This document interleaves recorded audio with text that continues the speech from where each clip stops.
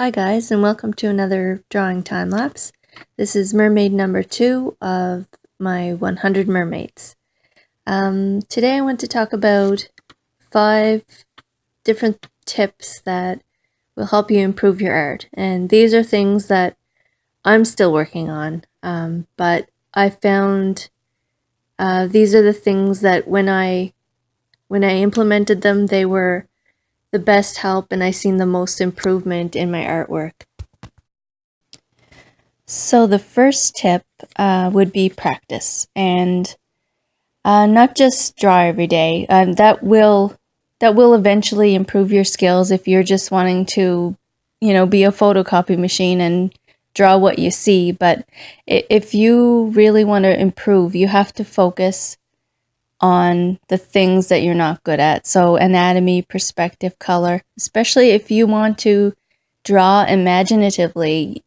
Not everything you draw is going to be stuff that you actually can have photos of. Like when I'm doing pictures of, say, mermaids, I don't have a picture of a mermaid to go off of. I have to use my imagination, and the better I understand anatomy and things like perspective and color, the more realistic my art gets. So yeah, like with anatomy, the best thing is to think in 3D. We live in a three-dimensional world, and you have to think like a sculptor. Break things down into shapes and sculpt them with shadows and highlights. Use reference, and not just still photos. A recent tip I found that I'm going to be putting in my own work is using video stills. If you want that perfect action shot, sometimes when you find reference materials online, they're very posed. Photos are often very posed. They're not realistic. Maybe the angle of the body isn't quite right, and you can tell that in art if it looks stale, if it's not a really realistic motion. So with practicing perspective, again, you really have to think in 3D. If you're drawing a person from a weird angle, try drawing like a rectangle, a box around the person at that angle and fit them into it. Honestly, that guide will help you, and use it along with references. If you have to, shoot your own references.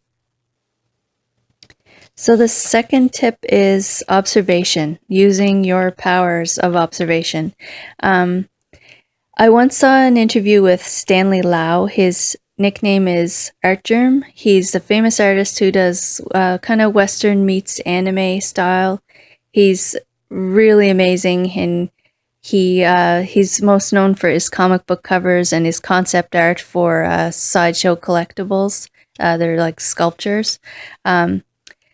He said that everything you draw is in perspective, and because everybody asks him about his work, his stuff looks amazingly accurate, his perspective stuff. So he said everything you draw is in perspective, like not just the hard stuff like the buildings and the action shots, but everything you look at is three-dimensional. So he was saying that, like, you know, the only reason why you know how to draw a face better than you know how to draw like a fist coming at the viewer in your painting is that you look at faces all the time. You know where that the nose comes out past the lip, and you know the eyes are set back in the skull and stuff. So he said basically the more you observe the body and other objects in different poses, positions, and perspective, you retain that information. So it was kind of an eye-opener for me. It's just a different way to think about drawing. So when I started studying more closely everything, I did see my art improve because I was thinking of things in 3D, like I mentioned before. So the number 3 tip is style. Basically, don't spend time focusing on it.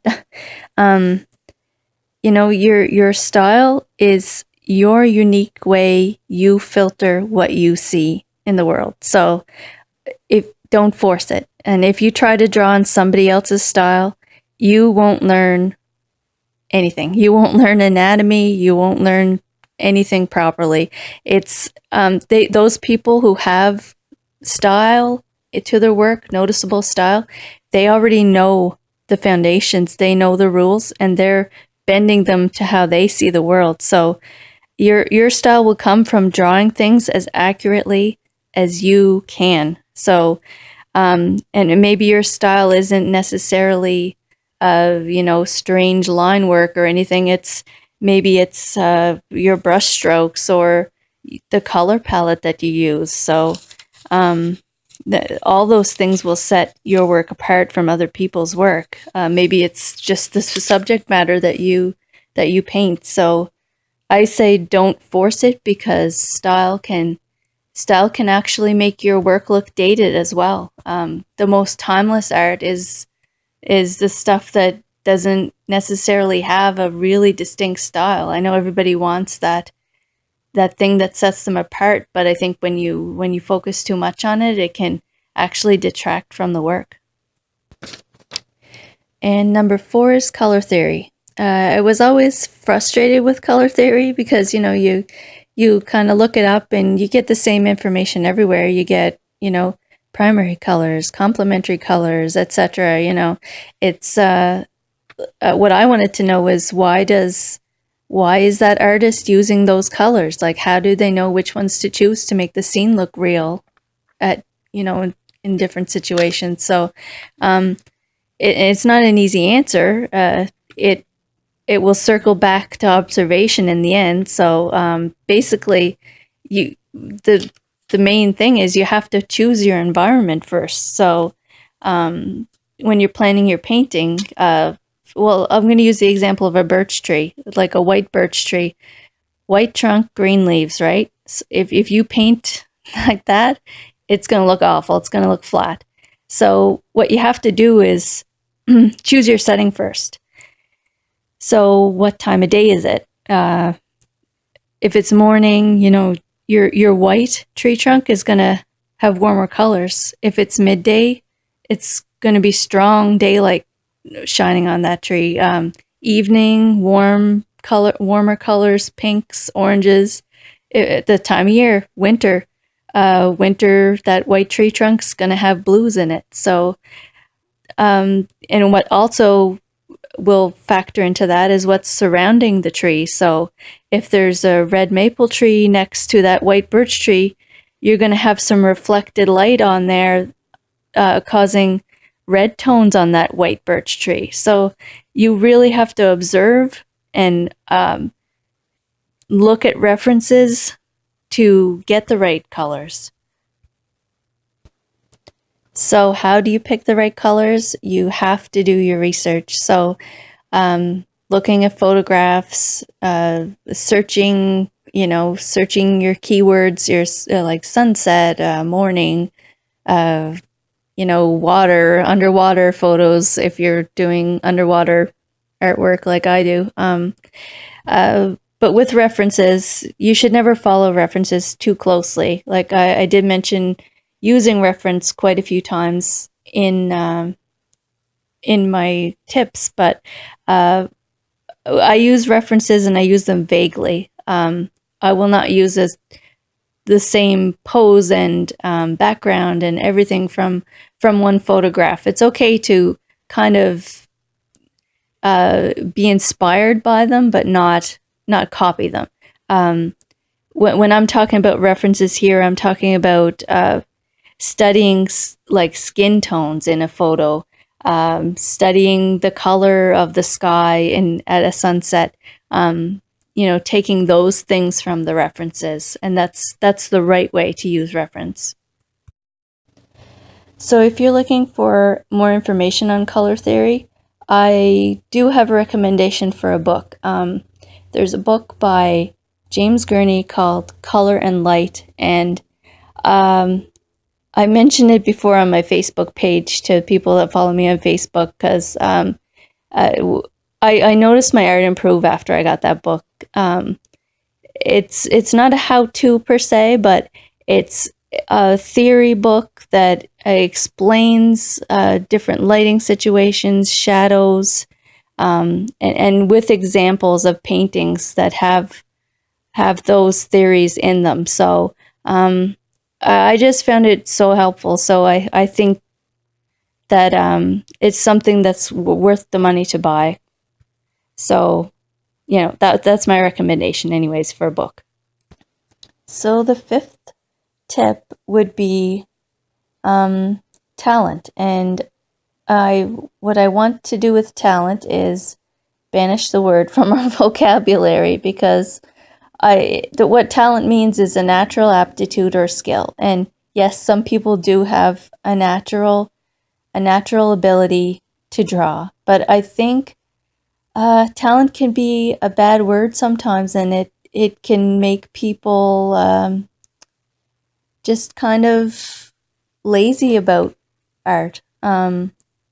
They say, oh, well, I have talent, so I don't have to practice, or, you know, and these are the people that you see early on, like doing really well, and then maybe they kind of they don't practice, so they drop off. Their talent kind of stagnates, and they hit a plateau, and they never really get off of it. I think for the rest of us, like our talent is an obsession to get better, and that's what makes us learn more and strive to be better. And I think that's the kind of talent you want. You want your talent to be the talent to focus on improvement, because that's I think what number 5 is your drive. Yeah, I think you have to want to get better, and you have to seek out the knowledge to improve your art. So, yeah, so talent, make your talent getting better.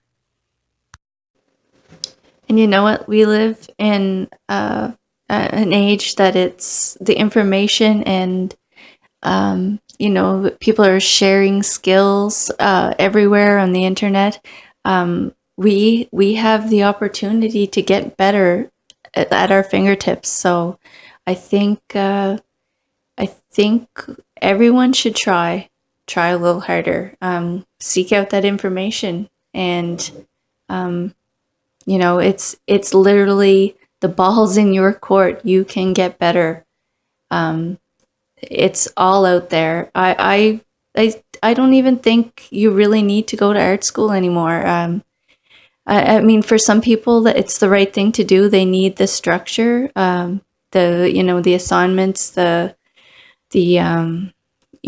the deadlines. But if you can make your talent to be your willpower, you can do a lot. You can learn a lot, and you can get a lot better. I guess that's it for the 5 tips. Hope they were helpful, and if anybody has anything to add, I want my YouTube videos to be, a community. I want you guys to have input and tell me what you think, and if you disagree with me, or if you have anything to add, like share your knowledge, let everybody else know too. So I hope you guys enjoyed the time lapse of Mermaid number 2 for the 100 Mermaid project. I'm hoping to get more out, hopefully once a week, but I can't promise anything. Life's kind of busy right now, but yeah, just keep working on your art, and I hope this was inspiring, and I hope you learned something from it, or are inspired to go and find the information you need to improve. So I hope to see you guys next time in my next video, and have a good day.